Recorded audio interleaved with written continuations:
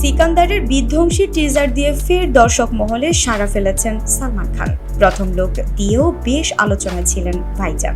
সম্প্রতি সালমান খানের সামাজিক যোগাযোগ মাধ্যমে প্রকাশ্যে এসেছে সিকান্দার সিনেমার টিজার। বরাবরের মতো এবারও তাকে দেখা যাবে লড়াইয়ের চরিত্রে।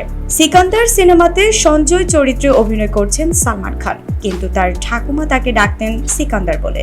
সিনেমাতে অসহায় মানুষের জন্য লড়াই করেন সিকান্দার। ছবিতে তার একটি সংলাপ হলো, বিচার চাইতে আসিনি, হিসাব মেটাতে এসেছি। সিনেমাটিতে ভাইজানের বিপরীতে দেখা যাবে রাশমিকাকে। সালমানের সঙ্গে তার এই রসায়ন দেখতে দর্শকও বেশ আগ্রহী হয়ে আছেন।